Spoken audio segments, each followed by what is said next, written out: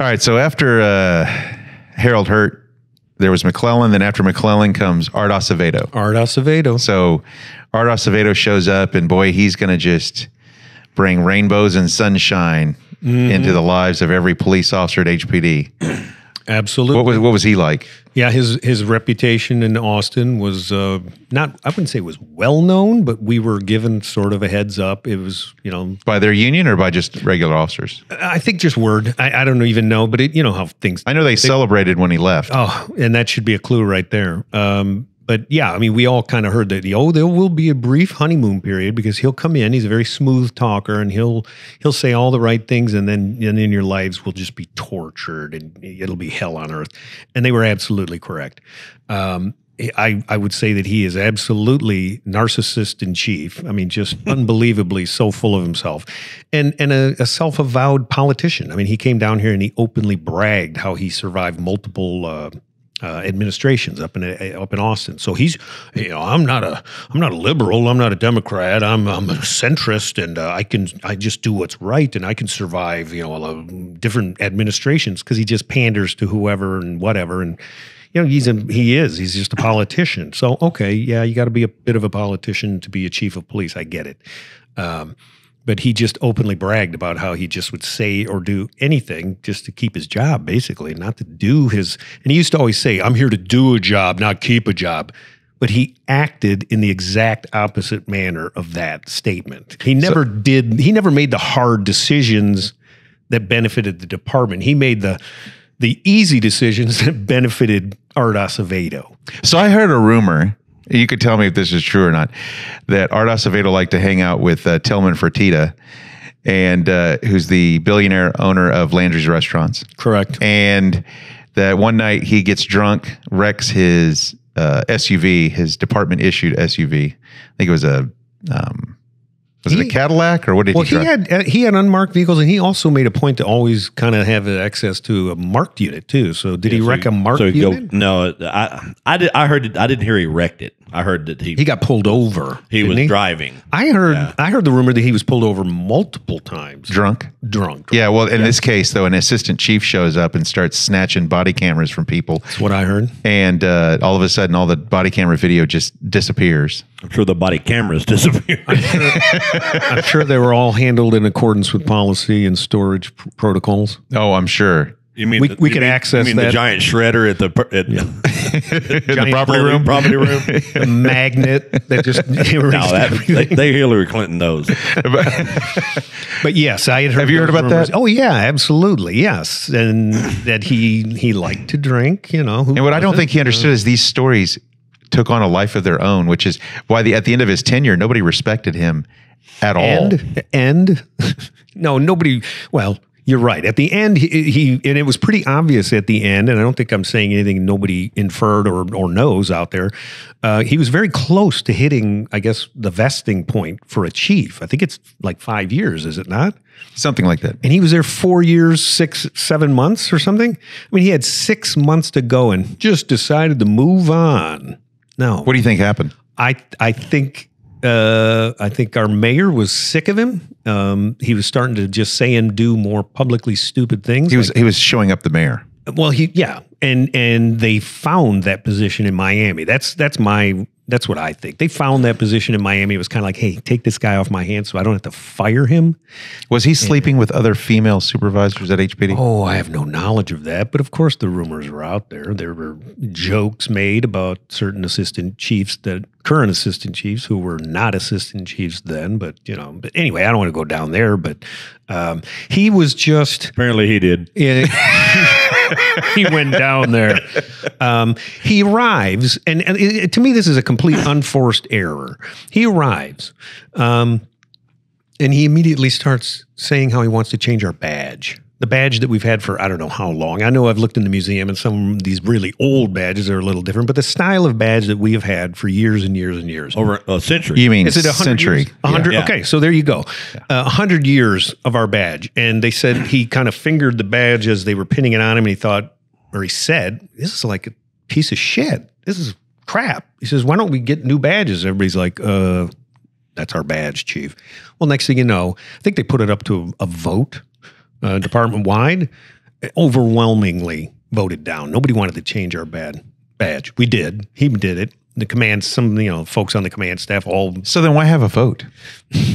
To hope maybe that it goes through. He wanted to know. No, he wanted to know how many people he was shitting on. Well, that's what he wanted to know. He just wanted to know the exact number of votes he was wiping his ass with when he went against the history of the police department. What other explanation is there? Because he's like a dog that pisses on a fire hydrant for no other reason than to mark his territory. That's the person that he is. That's probably a bit bombastic, but perhaps accurate, Tom. So he does it. He pushes it through. I never got the badge. Most of the assistant chiefs or anybody who wanted to be an assistant chief, of course, went and purchased the new badge, which I thought was hideous. Suck ups. Yeah. Suck it up. So I have a song for you. It's called Suck Up.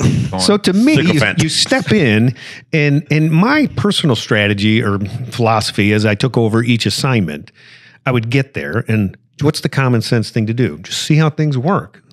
Get on your knees, right? No. I'm talking about when I take over a command of, say, North. Okay, go ahead. You get there. You don't walk in the door and be like, I'm changing this, I'm changing that. I don't like the way that looked. No, I mean, you can do that, but why? Hey, I don't like your badge. Change it. You get there, you get the lay of the land, you learn who your people are, you learn what's going on, and then after you're comfortable, after you figure out what the hell's going on, then you maybe implement changes. What I noticed was every assignment I went to as a captain, within a week, you had half a dozen people coming to you pushing some idea that they've had, and they've pushed on every new captain, and you just sort of tell them, just sit back, hold your horses, let me get a feel for what I'm doing here, blah, blah, blah.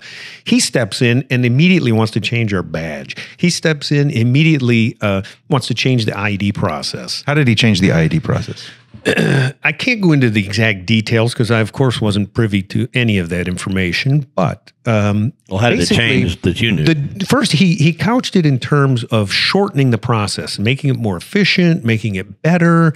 Instead of dragging these investigations out, which causes undue stress on the officers and blah blah blah. We're gonna kind of tighten it up, make them more efficient, make so an officer can be notified of the infraction and receive his discipline in a timely manner. We can blah blah blah, all these noble things. Essentially, what I believe he was doing was just subverting the entire due process of the entire IED. Yeah, I believe Sergeant Leatherman discussed that in a letter where he said basically, you're violating Chapter 143 and the meet and confer agreement because it's not being done in writing. Because all of the questions and answers had to be done in writing. Yes. Because if you're doing a criminal interrogation, or if you sit an officer across the table, start recording the conversation, it essentially is an in-custody interview. Mm-hmm. And the officer has the Fifth Amendment right not to testify against themselves, right? There were... Because you're supposed to have a lawyer there. Reasons why we did things the way we did. Now, to say that you want to tighten up the process and make it a little more efficient, maybe, I don't know, maybe hound these investigators to kind of do their investigation in a more timely manner, or put in more people, or distribute the workload, whatever the reasoning is. I was all on board with shortening the process. Somebody does something in June and they don't get their discipline until, almost Christmas, whatever, but that wasn't the intent at all. And I do know a commander who went to IED as the commander and was quickly shown the door within 6 months, I think, because I don't think he wanted to play along with the subversion of Chapter 143, the subversion of the due process. Just no more written this, written that. You sit them down in a room, interrogate them on video. They can have access to a lawyer sitting right here, but the lawyer can't say or do anything.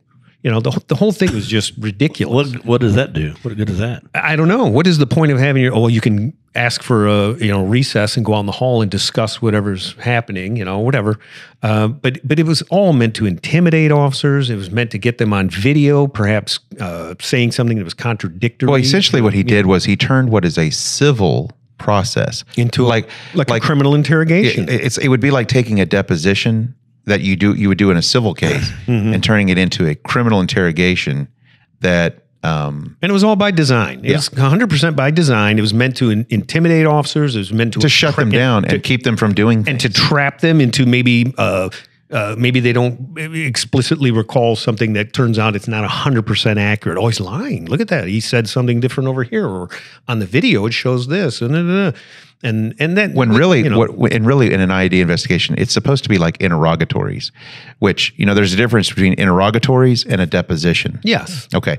So you have to follow different procedures to go from interrogatories to a deposition, and Chapter 143 kind of sets out how you would interrogate an employee. But he didn't like the idea of giving an officer the evidence, but remember, and specific questions. And you're supposed to do that. He didn't like. And you're also supposed to have 48 to 72 hours to respond to those questions. Yes. And when you're sitting across from a table and they're asking you questions, you don't have 48 hours to respond. No, you have 2 seconds. And you don't have a chance to review the evidence against you before responding. Absolutely. And that's how it's illegal, right? Yes. Because there is a process for interrogating officers, and he needed to find someone, a commander, who's willing to do that for him. To break the law. Yes, to break the law and do that for him, and he did. And he found, a captain. He's a huge piece of shit, isn't he?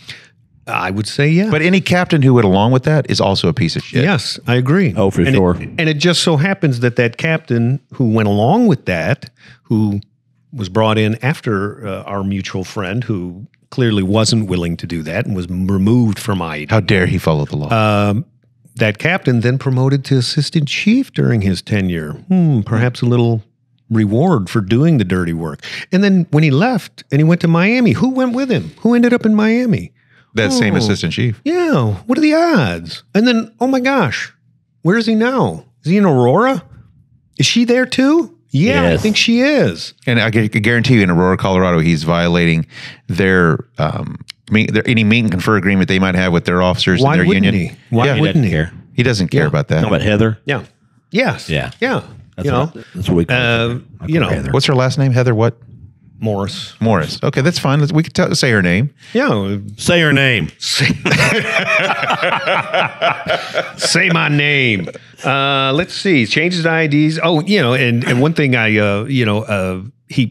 talked a little bit about this before. He, of course, when the pension reform came around in 2017, virtually almost all but 2. So what do we have? 10 or 12 assistant chiefs? Mm-hmm. It varies.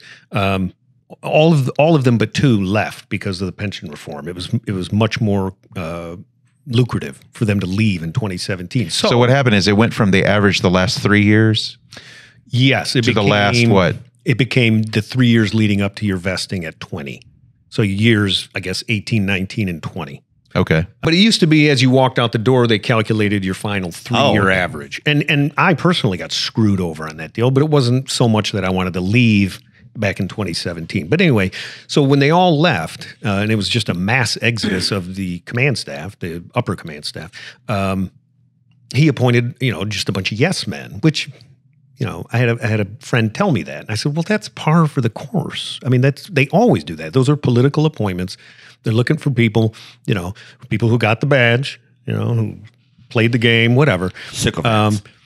But one thing you had mentioned was about the security that should have been afforded assistant chiefs. Some kind of security. As an at-will position, they literally can't disagree with the chief at all, or he'll fire them. He'll remove them. So had there maybe perhaps been something in place where they can only be removed for cause, then they can have the security of the position. Well, that would require a mayor with balls. Exactly. And we don't have that in And Houston. then they can give the chief. In fact, I think you have to have your testicles removed, I think, to be elected mayor. Well, probably. Or be born without them. You can either be born without them or have them removed. That's how you become mayor of Houston. But anyway, so he staffed, he filled all those positions, and he promised to interview all his captains, and everybody was so eminently qualified. He had just talent out the wazoo, and he had to, really was a tough choice to pick. Well, he interviewed like 10 or 12 people, including 2 or 3 lieutenants, who at least one, I think, off the top of my head, was promoted to assistant chief directly from lieutenant. Just happened to fit a specific category. But, that's just politics, Jerome. You should get over it. But, it is what it is. So he found, his bunch of yes men and yes women that he would put on as ACs. And they were all just absolutely willing to go along with his absolute demoralization of the department. And it just became absurd, under Art Acevedo. And we were all, I wasn't even there. I had retired. I guess I retired in February. I don't remember when he left, like March or June, March, April. He left shortly after I retired. But I wouldn't have fared any better mentally had I remained to work under Finner, because to me it was almost as bad, if not worse in some ways. But you think Finner was worse than Acevedo? I think Acevedo's personality was much worse. I think Finner is worse in competency.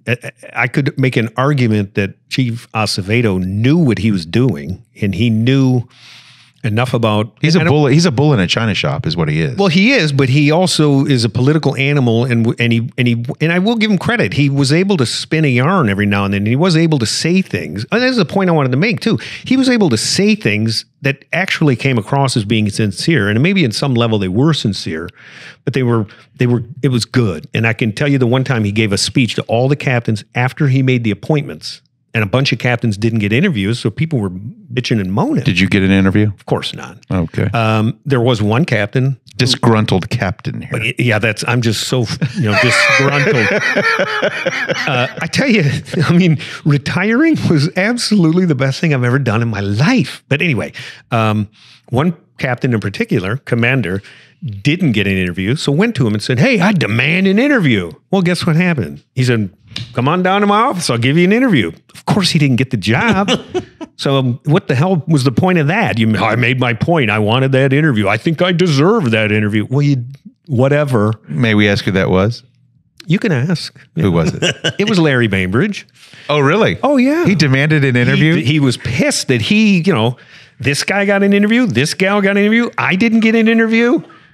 And I just kind of laughed. Well, he got his interview, didn't he? Well, Larry, there you go. You got your interview. And you know what he told him? What? I've already appointed your wife. Oh, shit. Your wife. I can't have two Bainbridges on my command staff, two assistant chiefs. It was something that. And clearly, you have a penis, and she does not. So she gets promoted. Well, that's you do funny not. Because that point came up in a discussion I had with Wendy and a female commander over women in policing, and I didn't say it to her. I don't think I did. It was during my interview. That's when you said, "Well, I'm talking to you and not your husband, aren't I?" Well, they were talking about political appointments. I had sent an email to a friend of mine, which the department, of course, scoured my emails and found, where I made mention of numerous things, one of which was the physiological differences between men and women, which they found so offensive. You think men and women are different? I do. How? But I also mentioned that Get out. He asked about the rank structure of our department. He lives in Oakland, and he's like, "Well, I know. Here's how it is out in Oakland. How is it at HPD?" Men and women are different? No. The rank structure. Well, men and women aren't different out in California, but oftentimes they're the same. The rank structure, and I laid it out, and I said, as an example, a guy that was a lieutenant, I promoted the captain. He was a lieutenant, and next thing I know, he's an assistant chief over me. And Donna Crawford, who was the commander over ID, looked at me and goes, "You're talking about Finner." This is before Finner took over as the chief. And I said, "Of course I'm talking about Finner." I'm like, "I'm not trying to hide it. I didn't name him in the email." She goes, "Well, are you saying that he wasn't qualified?" I said, "I laid out the rank structure and how people become assistant chiefs. It's not a testable position. It's an appointed position.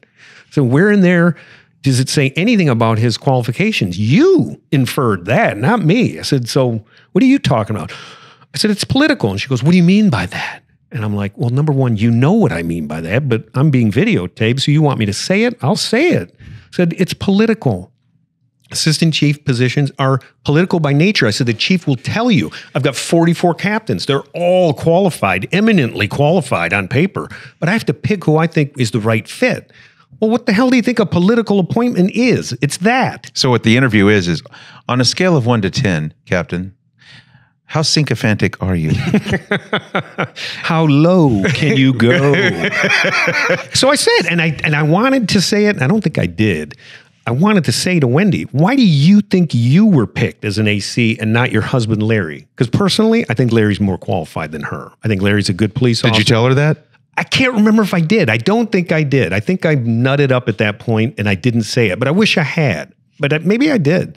But well, you could look right in that camera there. Why do you think you got the appointment, Wendy? Because you were so much more qualified than your husband? No, because you're a woman.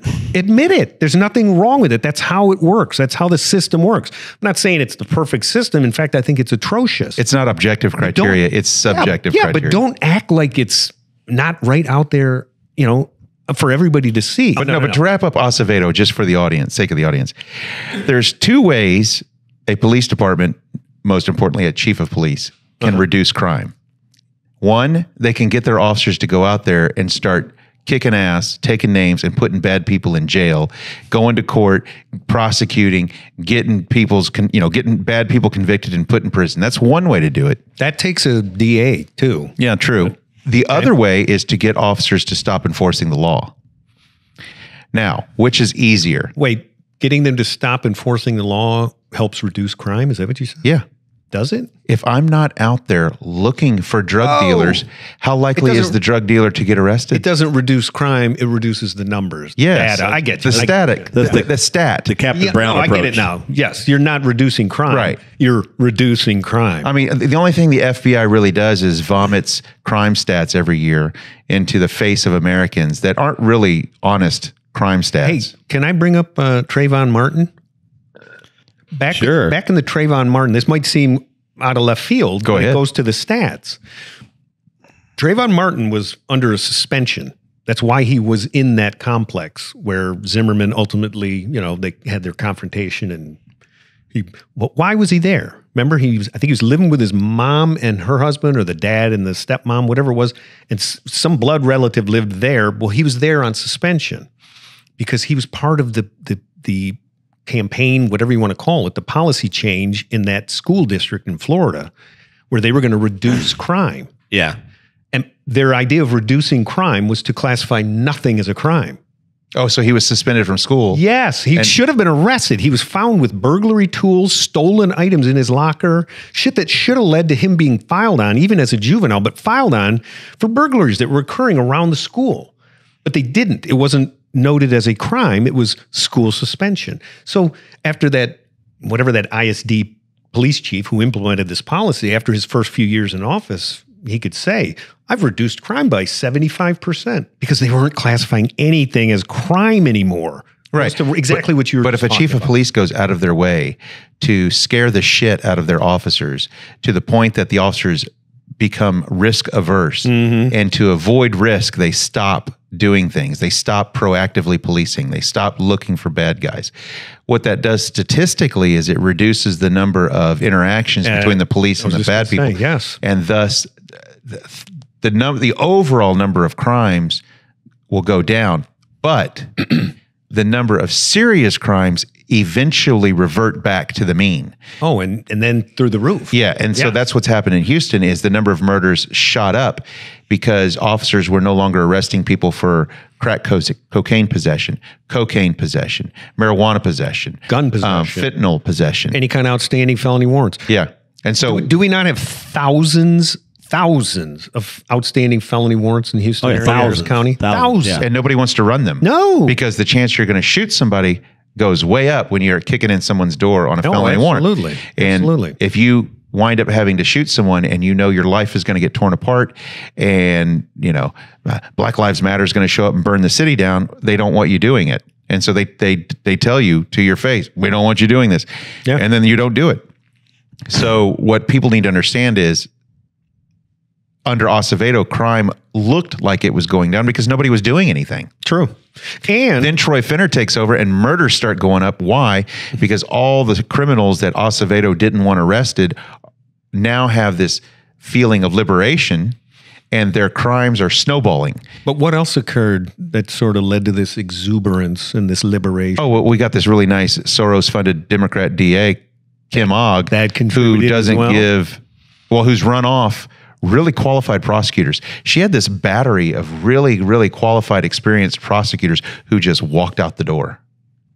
And they went to like the U.S. Attorney's office, or they went into private practice, and a few just flat out retired. But in addition to the not manipulation of stats, but the lowering of stats, also the thing that I notice, and it's around the country as well, they'll talk about, only these classifications of crime are up. I mean, you can look and see all these other ones are way down because nobody's even calling the police anymore. Nobody even calls to report their something gets stolen. Well, if your window gets broken and something gets stolen out of your car, do you call the police? No, you call your insurance, you get it fixed. So the reports aren't being made. The data's not coming in. Walgreens, all these other places, they don't even call the police to report shoplifting. Oh, look, shoplifting's way down in San Francisco. That means crime is down. Well, we all know that freaking shoplifting is through the roof. They're just not even calling it in anymore. They don't care.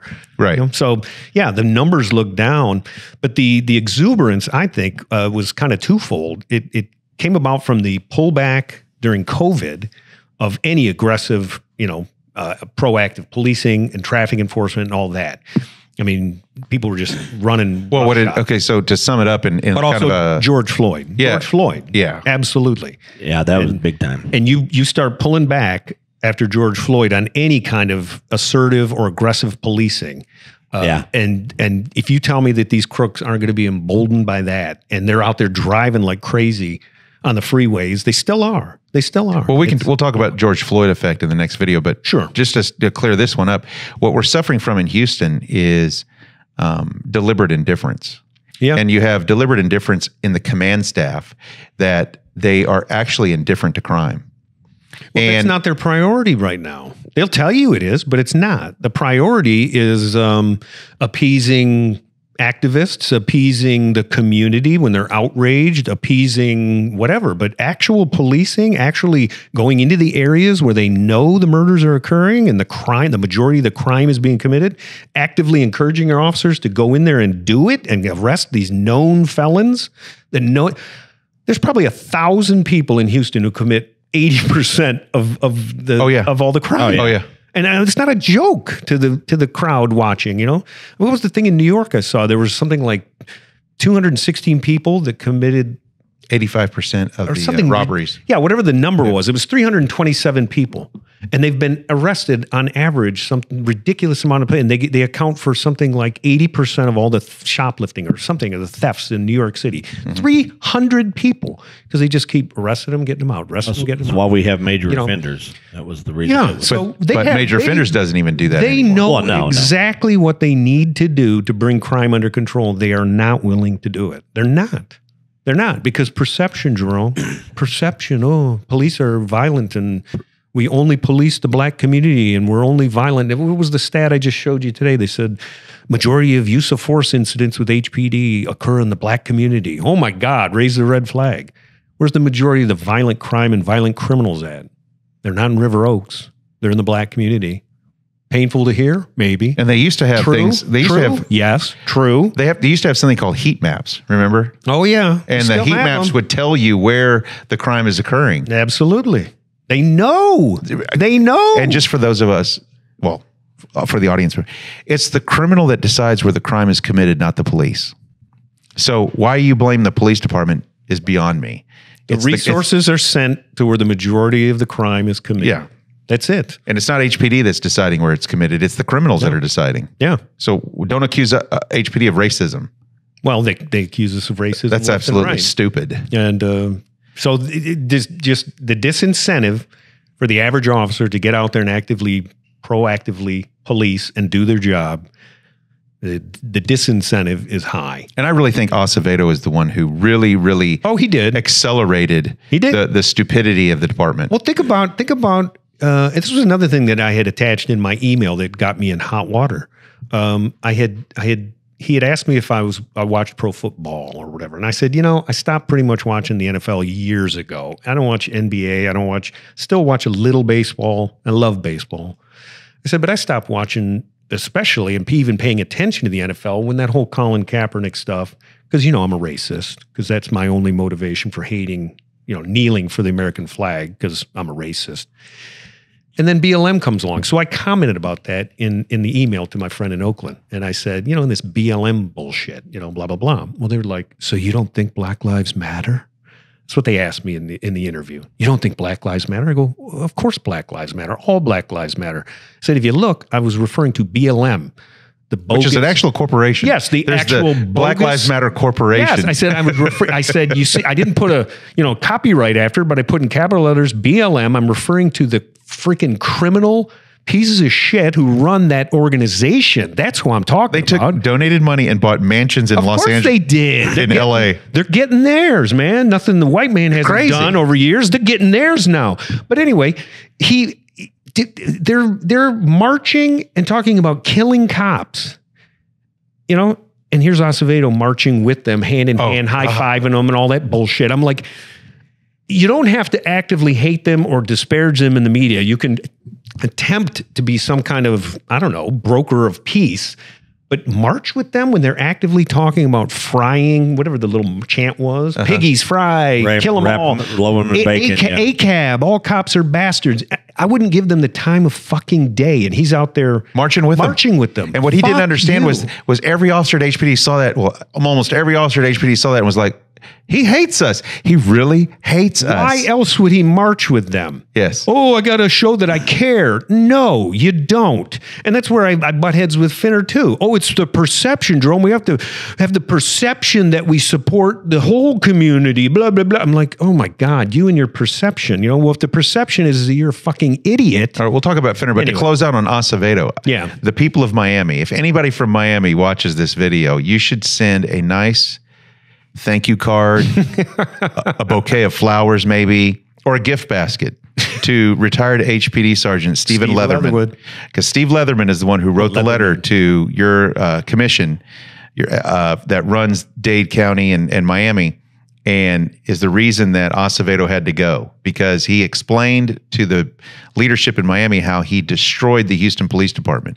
And the fact that the Miami Police Department was not destroyed by his leadership is a testament to Sergeant Steve Leatherman. So if he's out there, and thank you, Steve. And wait, before you cut, and who did he create a special assistant chief position for and bring there? Heather Morris. Miami? Oh, Heather Morris. What do you know? You don't like her very much. Well, she was intelligent, but she had no clue as to management or police work. None. She aced a bunch of exams, like you said. She didn't do well on any assessments because she can't think on her feet and she can't think outside the box. So she's smart with no experience. Yes, exactly. Smart person has no business being in law enforcement. Oh, what do you know? She's an assistant chief, and now she's being, brought around the country so she can, impart her wisdom on all these various departments. Good Lord. Good Lord. Anyway.